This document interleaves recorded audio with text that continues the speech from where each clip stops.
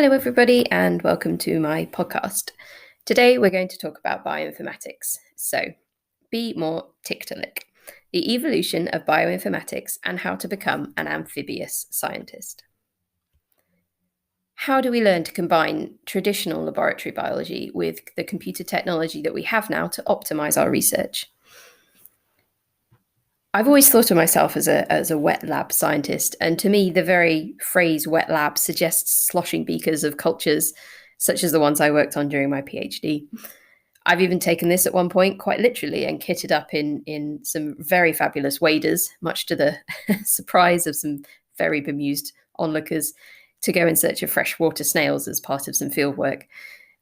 Incidentally, it's quite hard to find waders for size 4 feet. I had to order them from quite far away, but anyway, I digress. What I never really considered was the increasing role that bioinformatics would play in my wet lab career and in the biological sciences in general. During my time as a student, I learned to use a number of programs, so R, GraphPad Prism, but I never really never to the extent that I would call myself knowledgeable. I find and still find it all kind of quite overwhelming, as I say, like some kind of wheezing lungfish emerging out of the prehistoric pool of the laboratory and heaving myself onto the banks of the digital world. Incidentally, scientists believe that the first fish to walk on land was called the Tiktaalik, which has both gills and rudimentary lungs. Also, wrists, which is somehow a concept I find very difficult to picture a fish with wrists. But I feel a certain affinity for the really quite odd-looking creature, which is trying its best in what is its brave sort of new world, but probably really quite keen to stay in the safety of its sort of swamp. There's a really nice review titled "The Moist Zone." It's not my favorite name, but it gives a really good overview of the transition between the two sort of areas of wet lab science and bioinformatics. And you can find a link on my blog. And this straddling of the two worlds and becoming an amphibious scientist is something that we, both sides, wet lab and dry scientists, need to achieve to ensure really cohesive research. So we can talk about the evolution of bioinformatics. And the laboratory, wet lab science, of course, existed well before bioinformatics, which emerged roughly around the 1950s. And the first thing that they really used it for was protein analysis. And I've added, again, some links on my blog. But focus was soon shifted to DNA and unraveling the human genome. By the 1970s, genome sequencing had begun to take shape. And the Human Genome Project was born. It ran from 1990 to 2003, and this used Sanger sequencing. And again, there's a link to this in the blog.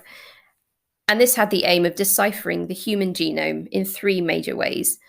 Firstly, by determining the sequence of all of the bases in the human genome, then mapping the locations of individual genes for major sections of our chromosomes, and thirdly, producing linkage maps. So inherited traits, such as for genetic disease, could be tracked over generations.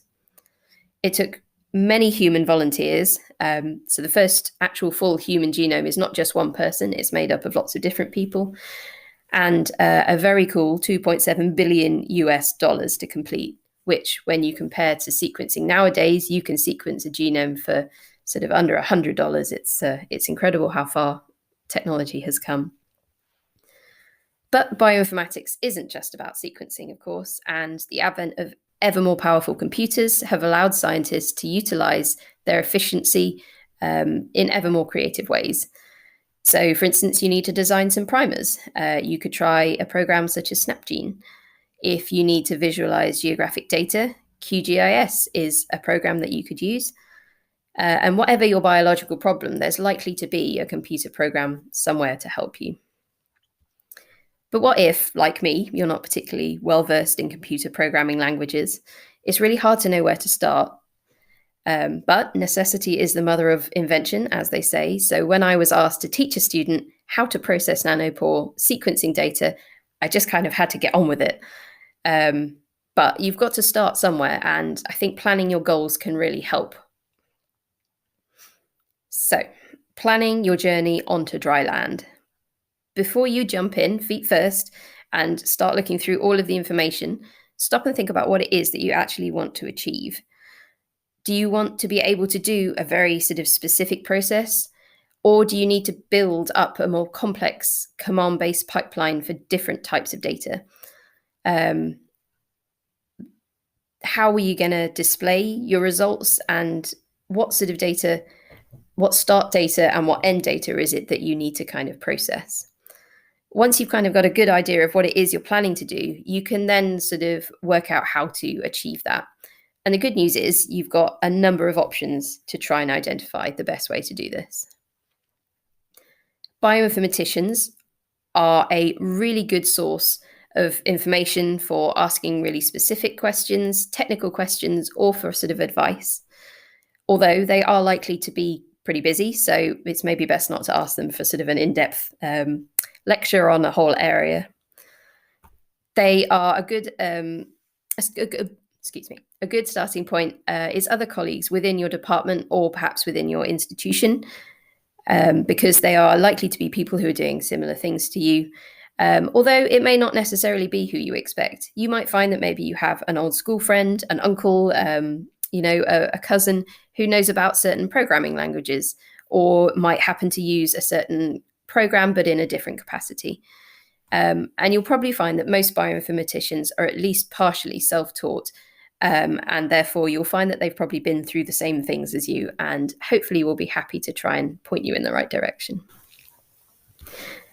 Another source of information, books and journals. These are really good for background information and learning about a general topic or area. However, they do become out of date pretty quickly, so they're not likely to have cutting edge material. It's definitely worth showing a little bit of love for your library and having a look on the bookshelves for bioinformatics books. They could be a fantastic source for providing really robust but understandable information on a general topic. And chances are you might be able to find a librarian who'll be able to point you in the right direction so you can find the best book that you want. And a lot of libraries, especially academic libraries, have e-versions of these books as well. You could also look to training courses. These are really good for an in-depth understanding of a specific area with sort of a real person to advise in real time. They're not so good for sort of general overviews, and often there's not necessarily a lot of time to practice with your own data. Some workshops or tutorials are free, some you might have to pay for, but training sessions can be a really great way to get experience quickly. You could check with your institution to see if they run anything or have a look online.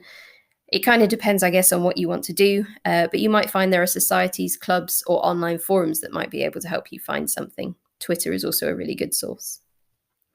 Which leads me to, of course, the biggest, the internet.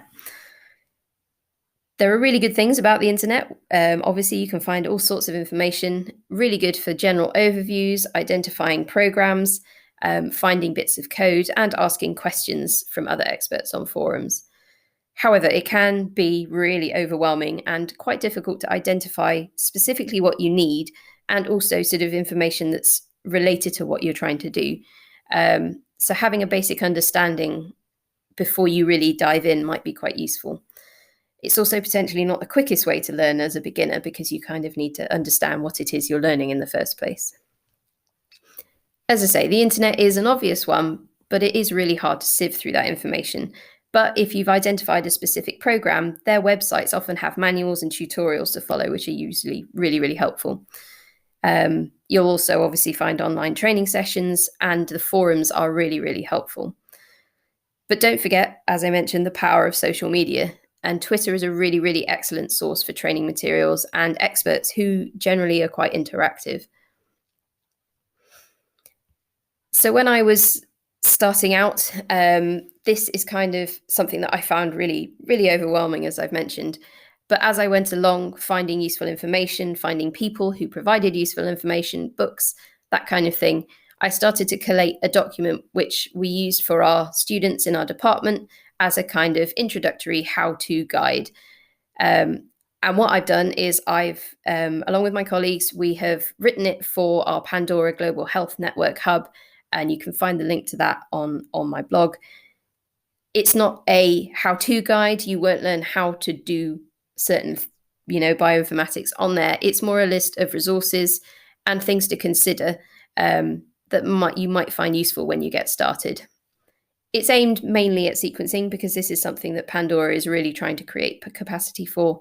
But the general information should probably be quite helpful for anyone who is trying to become a sort of an amphibious scientist. If you heard this podcast or you've read the blog and are thinking, yep, I have been there, I've done that, I struggled to, please feel free to share any links or any resources that you found helpful when you started. And I can add them to the hub page, add them to the blog, and hopefully we can help people start to learn bioinformatics.